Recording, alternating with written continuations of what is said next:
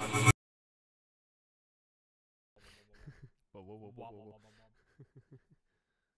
worst dubstep.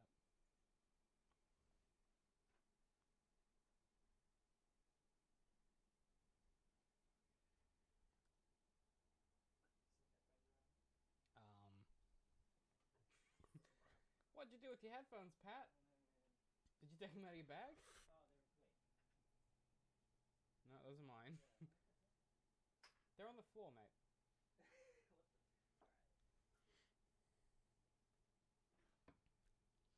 You fucking lost it, Pat. It's finally happened. You've lost your dang mind. I'm surprised it took this long with the amount of bullshit that we pull.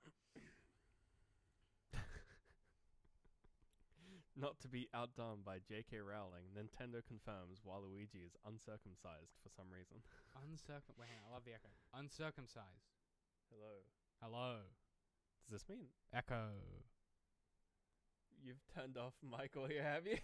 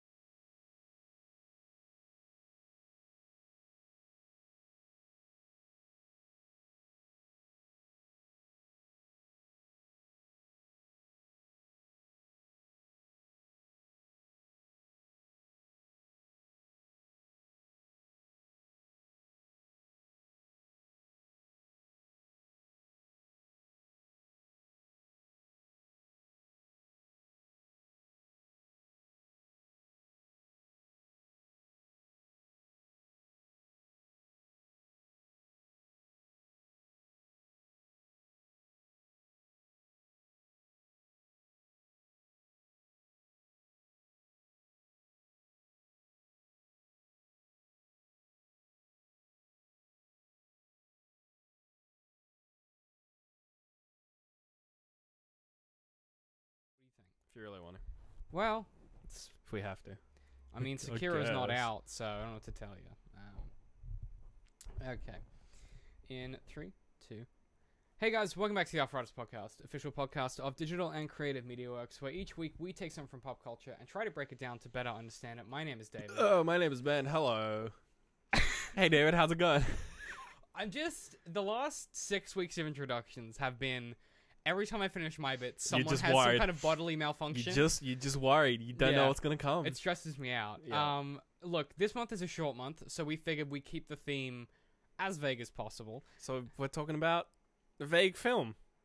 You can do the title. I don't like it when you do the segues. No, They're it's not fine. very You can do bad. Well, last week we talked about Captain Marvel, which kind of reinvented the superhero origin story. So this week we figured, what better than to talk about a film which ostensibly Doesn't do fuck all. reinterprets what video game movies are, for better or for worse. Because this week we're talking about the reinvention of Serenity. 2019. Not to be confused with the film Serenity from 2005, which was the closure to the TV show Firefly. The reinvention of Firefly. Serenity 2005. This film, I want to start. I want to start with did you know anything about it going in? I knew that. Well, because you had told me that it's like the worst or like the best video game film, I shouldn't have ruined it. and I 'cause completely forgot about that. No one. I completely forgot. No. Okay. But what? Do you, okay.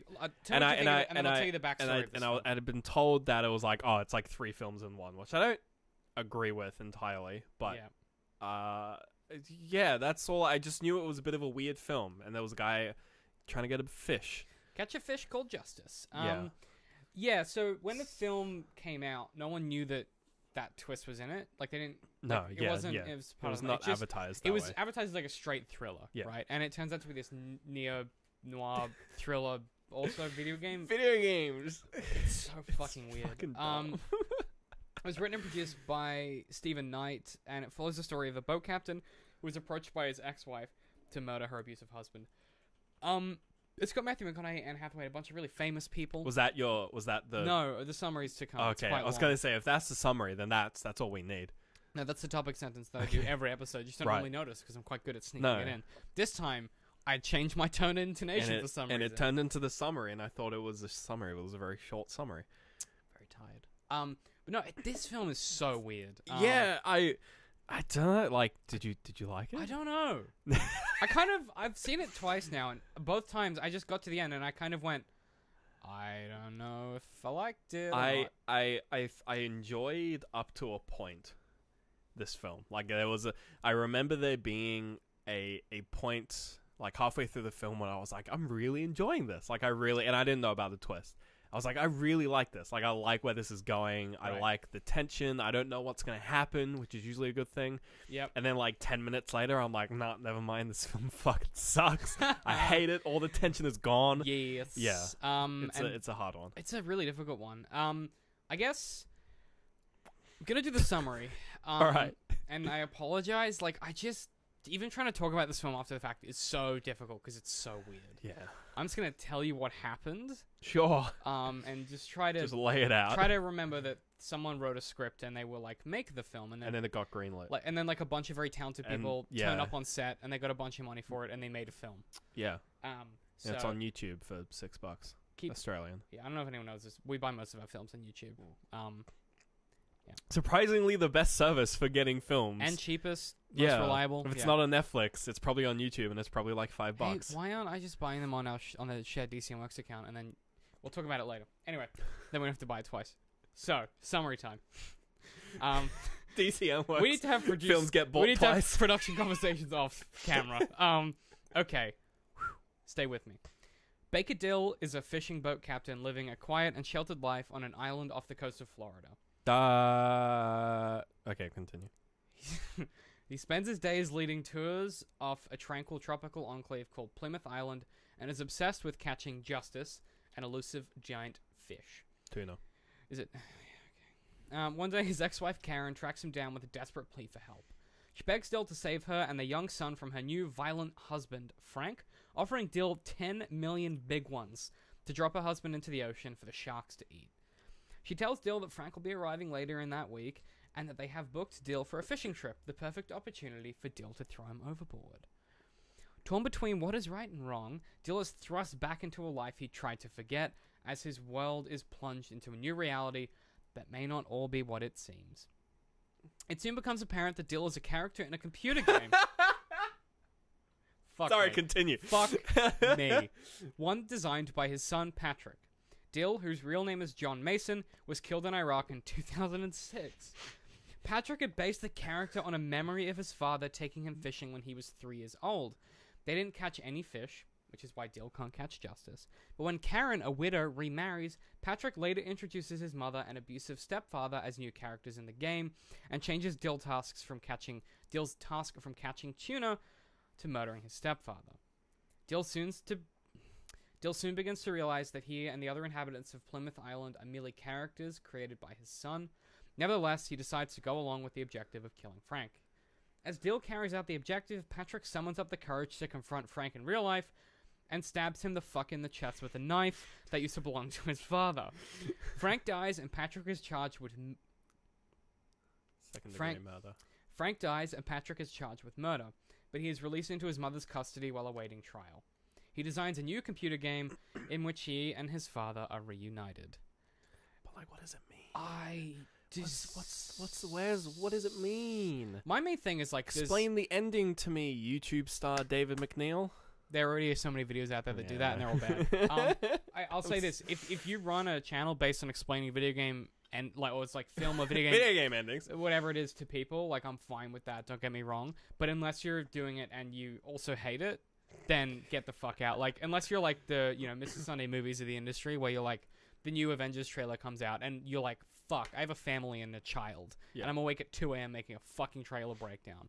And half of his video on the new Avengers Endgame, like, trailer is him being like, It's fucking 2 a.m. My kid's asleep in the next room. It's like, unless you're doing that, fucking get a real job. But what I would say is, I don't even know if this film works. So I've watched it twice. Right. And there are some cool moments that I like. I like when he opens the map on the... And you go, he just has this big map with a just the tiny island. island. And you're like, what the fuck? And it's funny, but at the same time, it's like, wait, what's... Okay, what I like, and this was sort of before the twist happened, and it's kind of like, it's a lot of like absurdity, and it's kind of similar to like where he pulls out the map, and it's this huge map with a tiny island.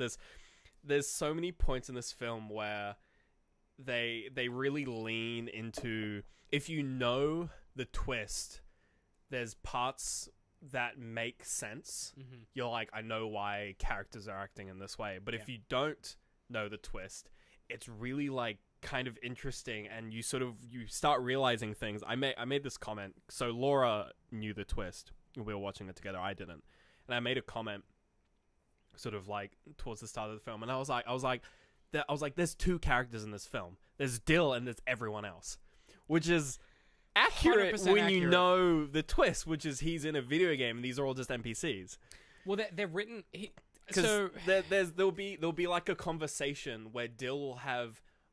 He'll have one conversation between like 3 different people where he'll go from one person, they'll give him the first half of the conversation, but it all flows like it just flows through, and as a viewer you're just like, they sort of, you're like, it's like a small town, a small island, like word gets around, but it's like word is getting around very quickly. And like the guy in the suit who's just pure ridiculousness, like up until the point where he gets revealed who he is, and you're like, I'm not a fan of that now.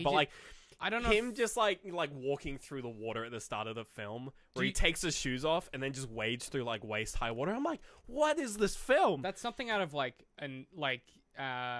it's out of it's like, did we watch that Quentin Dupieux film? Yes. Yeah. That film about a guy trying to find his dog. I could look it up. It's that film. Like it's on our channel. That's what I was gonna say. It reminded me of, where it's like, they're in the office building in that film, and it's raining, and the sprinklers are just on, and it rains inside all the time. And they're just fine with it. Like there's bits of that, and for me, I like getting the reveal. That was the point where I was like, like they're kind of just like explaining. Can you explain before? Because I got a lot of analysis I want to do. Can you explain the twist with the guy in the suit, just for anyone who hasn't seen it? I don't know. he's part of the, I guess he's part of, like, he knows he's part of the computer game, I guess. He's kind of like Agent Smith almost, where he's like part of regulating the system. He's sort of self-aware. He's the closest to like a real acknowledgement of the world that they're in, where it's almost as if he's like an outsider. He's like separate from the video game. And he's sort of coming... It's the problem I have with him is that when you sort of have this video game metaphor, and you have this metaphor the film is called Wrong. Yes, Wrong. Quentin Dupieux. When you sort of have this premise of like, okay, he's... Dill is in a video game, and it's kind of implied that he's an artificial intelligence. Like Patrick's a kid, yeah. He's like Patrick has made an AI of his dad. That's what there's bits where they sort of there's like audio snippets when he's in the water swimming butt naked, and you get to see his butt. And they're doing like snippets of who the fuck is Matthew McConaughey anymore? Like I just and they sort of have snippets of like, artificial intelligence and stuff. So it's like my idea was just like, he's made this AI and then he's put him in this world. And they could have sort of done like really interesting things, because with artificial intelligence, and this is sort of like a technical thing. This is why I wanted to get your opinion. Yeah, with artificial intelligence, the way you sort of build it, and the way most like advanced AI works, and why YouTube is a mess, is that you don't give it rules, you just give it a goal and then like the environment. So you say, I want you to do this. So for YouTube, it's I want you to make money. And then they give it the environment of just, here's all the YouTube videos. Here's every video. And then YouTube, the algorithm, or the AI, it's an AI, will start recommending videos to make the most money. And Dill is sort of, he's an AI, and his goal is catch the fish. Right. And where it gets interesting is when you have, when you ask YouTube engineers, and people have sort of done this, is like, how does the algorithm work? They respond with, we don't know. because that's how AI works. It has a goal, you give it in the environment, and it just kind of does it. And I was sort of when the twist was sort of revealed, I was thinking back. I was like, well, they could have gone down that path where it's like Dill is he's an artificial intelligence made by Patrick, and Patrick has made this world for him to. That's the environment that he lives in, and he's giving him the goal, which is to catch the fish. Yeah, and it's like that's kind of interesting because then when if you take an AI that's really good at doing one thing, but then try to make it do something else, it tends to fall over. So I was like, oh, it's like they're trying to. He's like, all right, you've changed. Yeah, when he's changed the rules, that's like he's just changed the goal. Yeah, it's like all this stuff is really interesting, but like enough of it is weirdly wrong. Where it's like they were clearly like, we want to do like a techie kind of inspired with like AI and stuff, but they didn't do enough research. It sounds like what would happen if you called me on like a Friday night and I was like, hey Ben, how does AI work? And I'm writing a script, right? And I write it and then I never consult with you again. Yeah. Like we have one phone call and then I go, great, I'll write the script and I'll put it out the door. Yeah. And then you see the film and you're like, dude, it's like even for me on I can like imagine they went to an AI specialist and an AI person told them, all right, you have this thing called a rational agent, and because sort of in the technical term, a rational agent is the AI bit. It takes the input, it has a goal, it does the output. Yeah. The rational agent isn't like the robot. So if you have like a robot that is meant to walk around and do things, the rational agent is like the brain. So it's not the robot itself. How it makes decisions. Yeah. So I feel like in this film they were like, okay, Dill's the robot, but and the Fontaine person, he's the agent. He's the agent. We're going to dress him up like Agent Smith. We're going to make him look like a fancy person. It did seem like their interpretation, yeah. Yeah, and it's like, but that's not what a rational agent is. Like, if Dill should be, he's kind of the robot and the agent. Like, they kind of mucked up their metaphor. The allegory kind of falls apart then. Yeah. Well, I don't think it's serviced well. Okay, so people fucking hate this film. Oh, yeah. Like, just, this film isn't good. But what I will say is, there's a lot of stuff about it that I didn't like, but I could kind of see what they were trying to do. I'm going to pull up the quote from... I didn't fucking save it for some reason, but... Nice. Well, normally I goes into my notes, but I just didn't. There was a quote from Stephen Knight where he basically was like, I know people are going to hate this. Like, which I love. Well, it's a very... I mean, it's not... Yeah, it's not a traditional film. Like, it's... But the question that I want to interrogate throughout our kind of exploration here is like whether it's actually good or not, because that's, and like I know that we're not people that give anything scores. We're like like what we're trying to work out is like if it has value. And I'm just gonna find this quote from Knight here. It's people trashing the thing. People really fucking hate this. Jesus Christ. Yeah, Knight said, and I'm gonna paraphrase this, but he basically said, I was expecting the negative reviews. People weren't going to get this film, and that's fine. It wasn't for people. It was for me. Which, here's the thing. Normally, I'd be like, yeah, you go get them. Like, you go do your art. But I don't think it works. So, here's the thing. So I think the film thinks it's more clever than it is. Yeah, talking about like films that people don't get and are made for the director, there's this really good time travel film called Primer that we're going to watch. I'm going to make you watch it at some point. That's definitely a film that is like, a lot of people don't understand it. The people who get it really like it, and it's definitely a film for the director. For one, he stars in it. Like, he literally, like, he's also like an engineer. Yeah. So, like, he wrote this really technical film, which is really solid. It's about time travel. It does really well. And it's really fucking hard to watch. And it's kind of like this, where it's like, there's so many twists and turns, but it's actually executed well. This doesn't quite get that. Yeah, it's a kind of thing where it's just like, if this was made for you... Are you a game designer? Do you have a son who's kind of going through, are you the stepdad? Like, where are you in this film? Yeah, who's the... If this film is for you, what part of this film is for you? That's the crucial thing, right? Because I don't want to touch too much on, like, authorial intent or, like, death of the author or anything like that, because I don't think it necessarily has a place in this story or this reading of what we're going to talk about, but... It's definitely worth saying, well, normally when you watch a film, it's like when we watch Don John, right? That film is the person who, like, the protagonist that you identify with is John. Yeah. Where you're like Joseph Gordon-Levitt is the point of view character, but more so than that, the film is from someone who's been through those experiences of addiction, right? It's from that perspective. And in the same way that, like, when you watch, fluffy trash nonsense like Captain Marvel, where it's like a fun action film, right? Right. You identify with the hero because you go, yeah, I have empathy and compassion, and I want to stand up for what's right. Yeah. It's an easy analog for you to, like, you can take away the abstraction.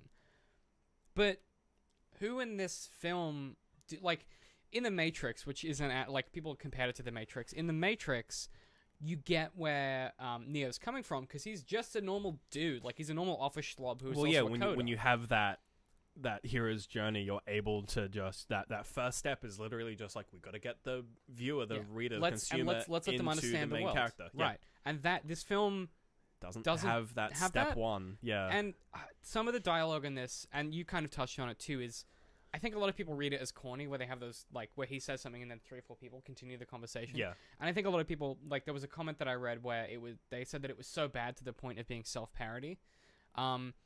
But I think, and one of my biggest reads on this film is I think a lot of people miss the point. Like, because when you get to that twist, when the twist happens, I went, oh, I have to watch it again. Yeah. And then I watched it again and I went, dude, this is really interesting. Like, I don't know if it's good or not, but I was like, oh, I can see what they were trying to do. They were trying to have that, like, kids that write video games and young people that write video games do that kind of dialogue where, and it's that round table, like, everyone takes their turn to speak. It doesn't happen in real life. Yeah, and, like, the weird, like, sort of flipped kind of narrative with him and who's the woman's name who he sleeps with, and she pays him and he brings her cat. It's basically just like a daily quest from, like, an MMO where it's just like, I log on every day, I get the cat, I burn the woman, I get the gold. Right, it's the I do that every day because I play World of Warcraft. It's like it's weird because you're like, okay, it's like she's paying him, like, my brain doesn't accept that because I live in a patriarchal society. And it's like, and if Matthew McConaughey slept with me every day, I'd pay him. I'd pay him to bring my cat home. But when you get the twist, like, that kind of stuff makes sense, but it almost doesn't go in hard enough. That's kind of my reading too. So one of my biggest things about this is, like, the concept outweighs the execution. If you're going to explore, because so normally what happens, so when we say video game movie, what we normally mean is a movie based on a video game. Yeah. But this is a movie about video games. To an extent, it could have been about that. It's not quite like that. I think you're right, because you could have gone in and you could have been like, you could imagine a different version of this film where it all feels like kind of quests he's checking off a list. They could have done like the Cornetto trilogy, kind of like speed cuts showing his day-to-day routine, where, like, he does the same thing every day, and you're like, that's interesting. He's doing the same thing every day. Maybe it's a video game. You could even, like, do 3 or 4 sequences, and the more he does, then the less he gets from them. Yeah, and little things like that. With when the Fontaine guy comes along, is like trying to catch him up, and he's just like, he's 20 seconds off schedule. That really early, you're like, oh, like, that's interesting. My brain was like, is this a time travel film? But it's like, I went to that. They never show, that line is really misplaced because they never show the always on time, like, nature of, like, you never see him always leave at exactly the same time. So when he comes along and says he's 20 seconds off schedule, my brain was immediately like, oh, you must be a time traveler, or else why would you know that he's leaving at whatever arbitrary time he would leave at? Which you said before, we don't have that first hero's journey section where you get the ordinary world. Yeah, the biggest sin of this nothing film ordinary about this film. There's no betting of the concepts, and there's no, like, first act to get. I mean, it opens with him hooking this giant fucking tuna, right? And for that to be the opening shot, that's the only grounding you have as being the normal world, is that he wants to catch the fish, which is, like, a big part of the film, but it's not enough to hold up the rest of the interactions he has when he's not catching the fish. You need to say his normal day twice in this film. Once at the start of the film and once at the climax. There's no normality in that. We need a single sequence, and it can be 50. Like, okay, it'd be like if you opened Jaws and you didn't see Hooper just faffing around the town before all the stuff happens with the shark. Or you didn't see people just at the beach enjoying themselves. Yeah. It's just shark attack. Yeah, you'd be like, what the? You'd be like, well, what's the normal world look like? Yeah, are shark attacks normal? Are they constant? Is this Pacific Rim? Because you don't know. Yeah, you don't know exactly. Like exactly that. There is no betting of these concepts. So then when the twists occur, you go, well, is it a twist or is this normal? Yeah. And I think, when we talk about, like, things being derivative, and the biggest criticism I got is it's like the writing's corny, the twist is fucking weird, and a lot of people just don't get it. And they Right. were like, well, it's derivative, it's lazy. And I'm like, I don't think that's the problem. I think it being derivative and lazy is kind of the point. I never sort of thought, I mean, like at once it would have been like, oh, it's like the Matrix, but it was never like a major point of like focus for me. I was never like just like, oh, this is just the worst Matrix. I think in the sense that it's just a noir film, but it happens to be set. I think it wants to be like Bloodline, or it wants to be like Ozark, or these kind of new thriller, noir films that are set in, like, I mean, obviously Ozark copied Bloodline, but like they're these thrillers set in like small kind of beach country settlements in like America, like.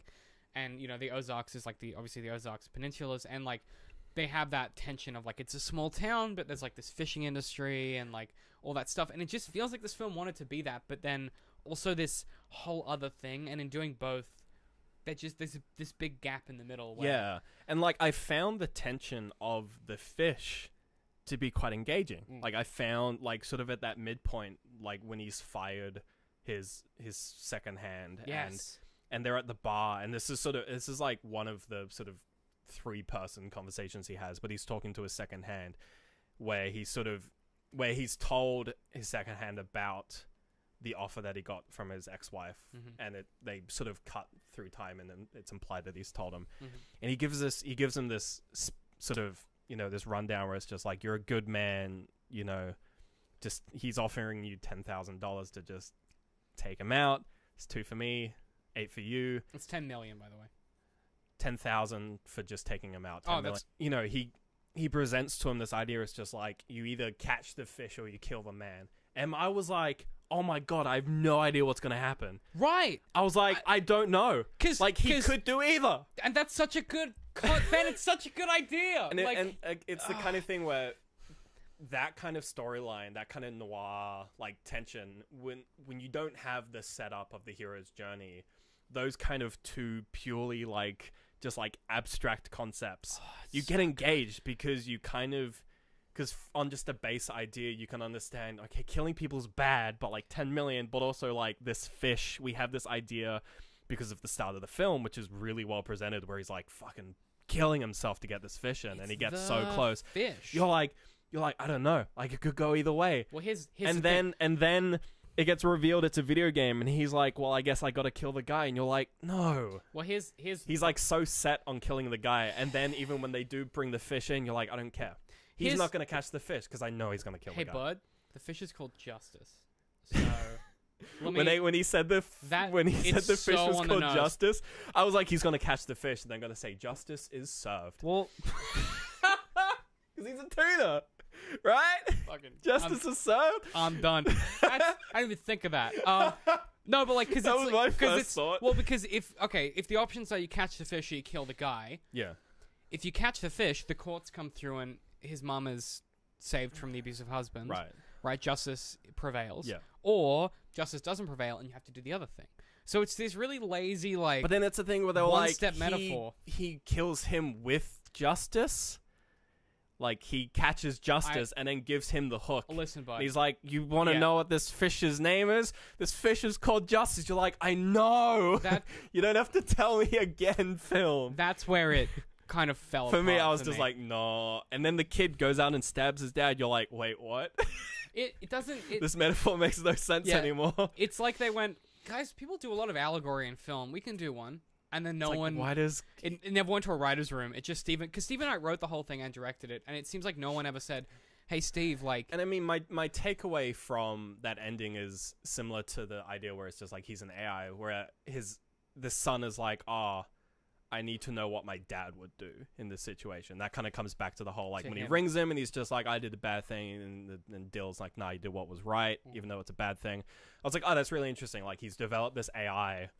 so that he has could, a relationship with. Yeah, with his dad, so that he could know what his dad would do in the situation he's in. And because he had given this AI catch the fish, and in the end, he was like, no, I'm not going to catch the fish. I'm going to kill the dad. The kid was like, I'm going to kill the dad. Doesn't make sense. But it's a weird kind of like jump. You're like, you wrote a computer program that basically flips a coin a bunch of times. Yeah, it's a fucking AI. And then you're like, this computer told me to kill my dad. That's like... Florida man kills his dad because his computer told him to. Like, it's just a bad episode of Black Mirror. It is. Yeah, Like, it really is. Yeah. I was thinking about Bandersnatch, right? And Bandersnatch is a worse version of this, but this is still a bad version of a good episode of Black I Mirror. mean, Bandersnatch is better than this. I disagree. Bandersnatch is. Disagree. I liked Bandersnatch. I did. You're the only one. Yeah. If Adley, if you're still in the chat, tell Ben he's wrong. No. No, look, what I would say, I think I'm really conflicted because it explores a lot of those themes of like reality and like there was a whole meta reading I had prepared about like Lacan and like, you know, the imagined real and like delving back to that. But then I watched it a second time. Like I did all that research and wrote it down. I watched it a second time and I went, I don't know that the film. Shut up, Google. I don't know the film is that interested in, like, I don't think the film is that interested in philosophy or like what it means. I think genuinely they were trying to write a cool thriller with a cool twist, and it just snowballed. And then no one said, "Hey guys, don't make it anything but a video game. Make it like a memory or like a magic thing." Well, just don't make it any of those things. Just tell a really good thriller on an island because the trailer. I don't know if you watched just the trailer for this film. It looks like the best fucking thriller. Like it's so well cut, and it's like like you don't know what's gonna happen. Like honestly, the trailer is so good. Or like a Shutter Island situation where it's like 100%. Yeah, but like lacks the talent from the people that made Shutter Island. Like you know the those directors who kind of have gone on to work on some of the best projects that are out there. Stephen Knight kind of was left to his own devices, and one of the things I think that really hamstrung this film, as far as its success is concerned, is they tested it with audiences. Like, they did a test screen they normally do to, like, decide who to market it to. And everyone hated it. Yeah. And they said to Stephen Knight, they were like, should we kill it? And he was like, fuck no. Like, I made the film that I wanted to make. So, as much as I don't love it, it's a weird film to, like, want to make. I think what he wanted to do was, he's... Just a thriller. And then put a twist in, because twists... Because thrillers used to do that. Twists, like, you know, the detective would turn out to have, like, you know... When he's trying to catch the crook, it'd turn out that, like, the crook's his brother or something. Like, it's like L.A. Noire, which is a great game. But, like, that has some really cool twists in it. That, by the way, if you haven't played L.A. Noire, it's one of the best games that's out there. I'm very close to finishing it. I think it's so good. I think I need to push through and finish it, yeah. Finish it. I reckon you have to play it in just a single sitting. Like, not a single sitting, but, like, in a few weeks. Yeah. Get the whole story. Go back. It's genius. Yeah. I would start it again. But, like, that story is... The twists are very simple, but they're intriguing because they add layers of complexity. I think my concern with the twist in this film, and a lot of why everyone just shrugged and went, huh? Is that it doesn't... While it adds complexity to the thing you're watching, it doesn't necessarily add complexity to the decision that Dill makes. Yeah. And I think that's if anything, it just completely deflates any sort of consequence of his actions. What would be better is if he tries to resist and the system fights back. And it's kind of an Inception-style problem where it's like because, you know, Inception, when you disrupt the subconscious and they fight back, that... I was waiting for that kind of thing. That would have been cool. And it never... The programming tries to correct it. It gets close where he's talking to the shopkeeper and he's asking like these probing questions and the shopkeeper just kind of like blanking. Yeah, and she just like resets. I was like I wanted more of that when the twist happened, but instead we just kind of got like a 20-minute just like, okay, the climax has happened, basically. Like, he knows it's a video game, and he's decided he's 100% gonna kill the stepdad. And then it just kind of goes on and on and on kind of trails as off. they keep just like explaining the fact that he's in a video game, and you're just like, I don't care. What I want to find out is if he catches the fish or kills the guy. Get to the point. Like, you're at that point. You're like, just fucking shut up. And then like the sort of the bit where it's just like, oh no, he's gotten his hand broken and he's been beat to shit. He's not going to be able to go on the boat anymore, but he is, because his wife's just going to convince him. Like, they keep trying to like there's like 3 points where they try to throw like a curveball into like the plan where it's like, he's been beat to shit because the second mate sent some goons on him. The kid is snuck onto the boat, stowed away on the boat. We can't kill a man in front of this kid, but we totally can because it doesn't matter. We're just going to do it anyway. And it's like, there's just... But it all gets solved immediately. It's what I call the George Lucas problem.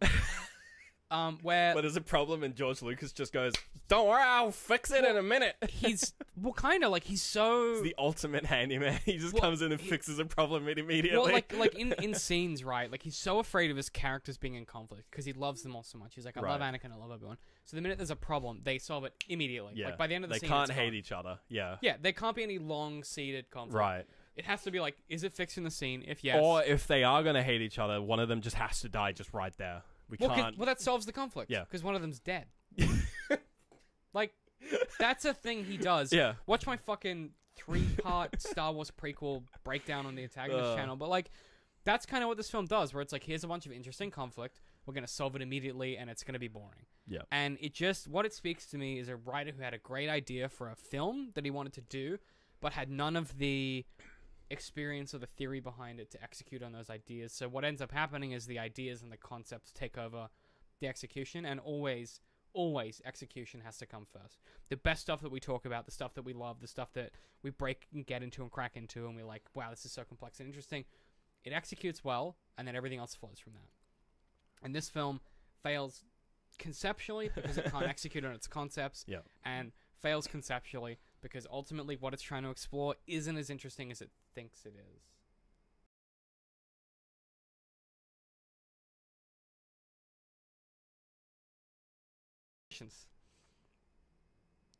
This happens every fucking week on our program. Give me a sec, let me think. Jesus. You were playing Titanfall 2 last week. What are you playing this week? Yeah, I was playing Titanfall 2. That was last week. You mentioned that already. Shit. I haven't seen you popping up on Steam at all. No, I haven't been doing anything. Yeah. I started playing Advance Wars on my Game Boy. Okay. Yeah, that's it. It's not really, I mean, sure. I got nothing, because I watched some documentaries. I watched some Monty Python. Oh, yeah. Yeah. Go away, Google! No one likes you! Don't yell at Google. Okay. She's delicate. What have I been doing? I've also been doing nothing. I've been listening to a lot of music. Oh, Ben, you're gonna have a suggestion for the week. Shut up! It's my show. Fuck off. I've been getting into Kate Nash again. Her music, it's really good. Doing a lot of Watsky at the moment. I'm kind of in a vibe at the moment, kind of enjoying that. I mentioned it before, the Hilltop Hood's new album, The Great Expanse, is out, and it's very good. One of my favorites of theirs, I think it's their best album. Like, it's so interesting and so intricate and delicate. So wow, David. Highly recommend it. It's a big claim. Yeah, well, Facebook. It maybe isn't as good as The Hard Road, but we'll see. Sorry, where can people find us? Facebook. At DCM_works. YouTube. YouTube.com/DCMworks. Twitter. At DCM_works. Patreon. Patreon.com/DCMworks. As mentioned last week, I just updated all the tiers. There's now only 2 different subscription levels. There's the $3 and then the max. Fucking go for the max. Yeah, we're putting out a new trailer Suckers. for the channel and the Patreon soon. I'm working on the concept with Adam, and then we'll film it in the next few weeks with the whole gang. Oh no. It's gonna be a bit more on brand with what we're doing now. It's like a bit less like less goof 'em up jokey, and a bit like it'll still be jokey, but I think it'll be a bit more representative of like what we actually do. Okay. But I think it'll still be fun. Cool. So keep an eye out for that. So that Patreon. I've clearly seen the script. Getting refreshed again. We should have these conversations off camera. But that's coming soon, hopefully. But the Patreon's refreshed. We've updated the tiers, and I'm looking at some other options for rewards. So if you are a Patreon currently, please message and respond to the video that's going up in 2 or 3 days from now, where we're going to look for some ideas and get you guys to help us build that content into what you want. So keep an eye out for that. Otherwise, everything is going along as normal. And if you wanted to buy my book, it's at maynardtrig.com. And if you wanted to follow us individually, oh no, hang on, Ben's got one in his hand. There's a grip of them. Show the lens. Very nice, very nice. Got a bit of weight to it, don't they? You could kill a man with these. You shouldn't, though. Actually, if you do, let me know, because I reckon that would sell us some copies. Or don't. Maybe don't kill a man with a book. Email me privately if you're going to murder a man with a book. Otherwise, if you want to follow us individually, I'm at DC My Head Pie. I'm at Literal Citrus. We'll see you guys next week. And if you're here for the post show, drop back in 5 minutes. We're going to go for a bathroom break and then get stuck into some questions.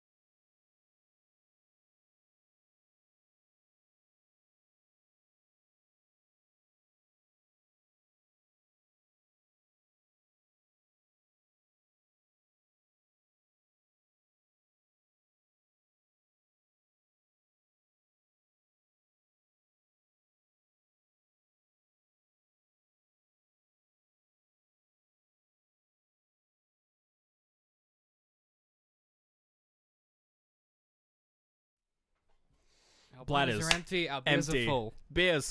Full. It's time for the post Post-show. Fucking animals. Welcome back. I guess you can start doing that now because you've actually remembered it. Yeah, I remembered it. You know what? I like that you added some claps in the middle. It gave it some like energy. Yeah. But this is DC Mox After Hours. Let's bring it down. Okay. Let's bring energy down. Okay. Right. Future David put some jazz in the background, maybe like some light kind of tinkling Hey, on Google. the piano. I'm kidding. Don't do anything. Okay, Google. Play some light jazz. Good. If you're interested, I can show you the latest headlines. Okay, Google, stop. Not what I said. It's a post show. It's for Patreons only, people watching us live. I wanted to say to our Patreons this month, thank you for all of your very helpful. I basically put out a post. There's a video coming up in the next few days, but I was like, this is the changes we're making. What do you guys have as far as ideas are concerned? And it really helped, like, hearing from some people to help simplify what we're doing. Because we had a lot of tiers, and I just wanted to make it really simple. So there's a low tier and a high tier. And the more I say tier, the more I feel like I'm talking about a fucking RPG. Or like Smash Brothers. Right, High tier character. Well, when I think of tiers, I think of like Steel versus Daedric armor or something. Right. I think of terraces on the great rice fields of Japan. No, it's fine. You don't gotta. It's fine. Okay, do you want to read this first comment? It comes from Swan Do Pride I want to read it? on No, YouTube I from will. in regards to Captain Marvel. It's just that one in that screenshot. Swan Pride 3 days ago. A really interesting discussion. ... This is a good one. Don't go into it too soon. It's a really interesting thought. I have an entirely different read on the I don't have to prove myself to you scene. So that's what That's I my took thing. that as when Yeah. You know the It's my thing. With Captain the punch Marvel up and at the very Yon-Rogg. end. Yeah. See, women who enter the workplace, especially in a male-dominated field, are often told that they should play by the rules which are set Slow down, Ben. rules which are set by males for males. So they are encouraged to dress as unassuming as possible to blend in, to never show emotions, to follow the lead of their male counterparts.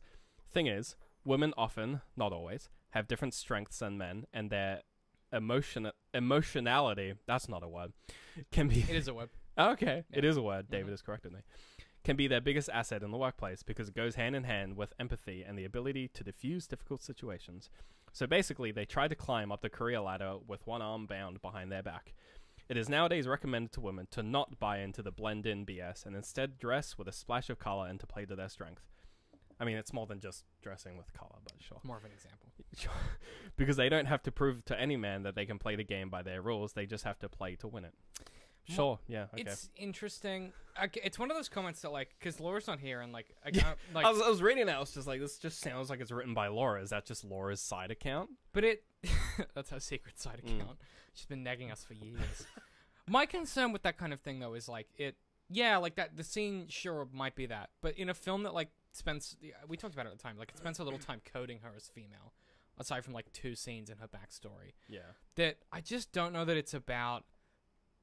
I don't know. I don't think it's about her as a woman. I think it's about, like it's really valid reading. Like, what we do is interpret things, and we try and explain our emotional responses to media, so anyone can have their own valid reading. But I don't know. It seems not disingenuous, but it seems less generous to the film to make it about gender when the film just, I don't know. It doesn't feel like a film that's like women, girl power and shit. And like, it's cool that it's got that in it, but that's not like the takeaway.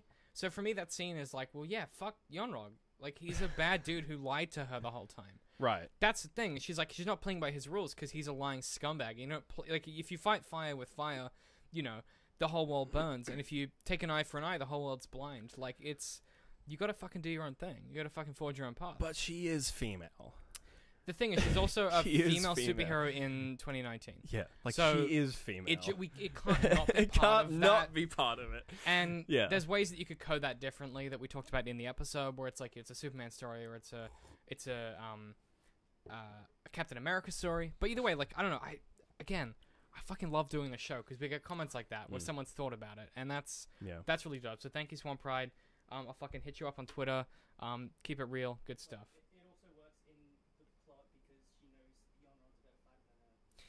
Yeah, Pat's right. So from a plot perspective, she knows that Yeon-rog is a better hand-to-hand martial artist than her, because we see in that early sequence in the first act where they're sparring, she has to use her powers to beat him out of frustration because she's not a better fighter. Right. So again, she knows her strengths and she plays to them. So I think in that regard, Yeah, Small it is. Pride's kind of onto something. Yeah, you have a point. Yeah. Thank you, Pat.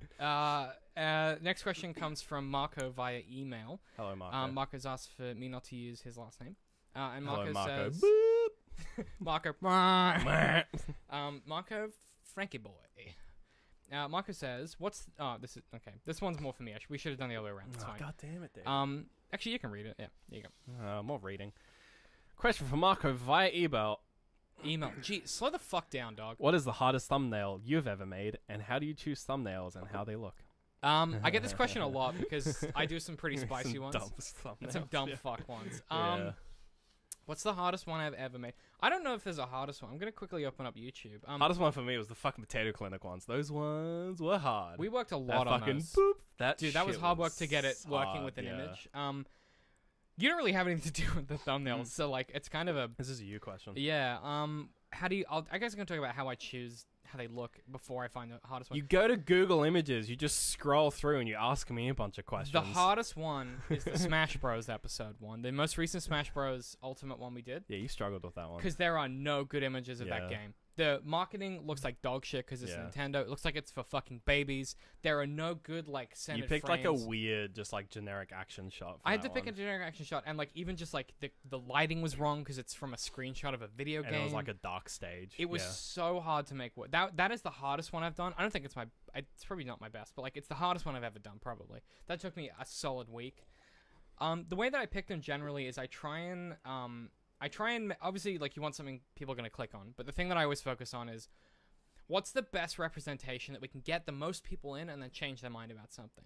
Right. So the thing I always look at it of is, like, you know, with the Captain Marvel one, the thumbnail is pretty straightforward. It's like meaning and analysis, and it's a cool shot of her. But the title is like Captain Marvel, a politics-free analysis, and I put that in inverted commas because I'm like, I'll get some white boys in. Do you know what I mean? Like it's and you know, Nightfly is I'm the most proud of recently because that took so fucking long.